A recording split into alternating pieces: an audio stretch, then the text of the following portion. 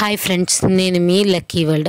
ఈరోజు ఎంతో రుచికరమైన వంకాయ ఫ్రై ఎలా చేయాలో మీకైతే చూపించబోతున్నాను. చాలా అంటే చాలా సింపుల్ అండి, ఈజీగా క్విక్గా చేసేసుకోవచ్చు. ముందుగా పొయ్యి వెలిగించుకొని ఒక బాండీ పెట్టుకొని బాండీలో కొంచెం ఆయిల్ వేసుకోవాలి.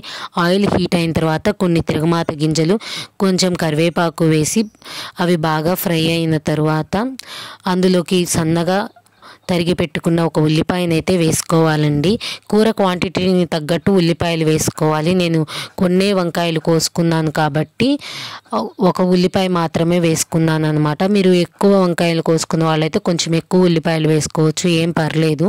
ఇప్పుడు ఉల్లిపాయలు గోల్డెన్ రెడ్ కలర్ వచ్చేంత వరకు వేపుకున్న తర్వాత వాటిలో మనం ముందుగా కోసి పెట్టుకున్న వంకాయలను అయితే వేసుకోవాలండి. వంకాయలు కోసుకునేటప్పుడు వంకాయలు వేసుకునే వాటర్లో కొంచెం చిటికెడు కనుక కొంచెం ఉప్పు కనుక వేసుకున్నట్టయితే వంకాయలు కండ్రెక్కకుండా ఉంటాయి అన్నమాట. ఇప్పుడు వంకాయల్లో కొంచెం పసుపు అయితే వేసుకుందాము.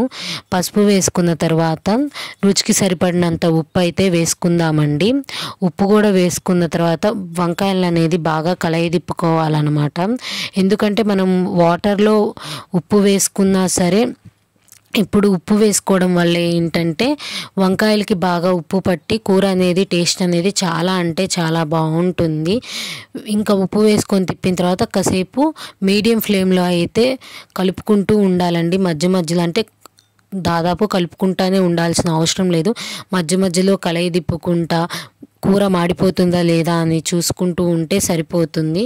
చూశారు కదా, కూర అనేది చక్కగా అంటే చక్కగా వేగిపోయింది.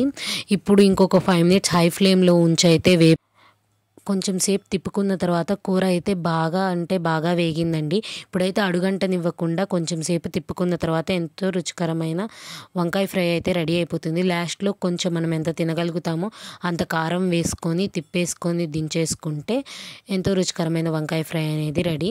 మీరు మన ఛానల్ని సబ్స్క్రైబ్ చేసుకోకపోతే సబ్స్క్రైబ్ చేసుకోండి. మన ఛానల్ని చూస్తూనే ఉండండి.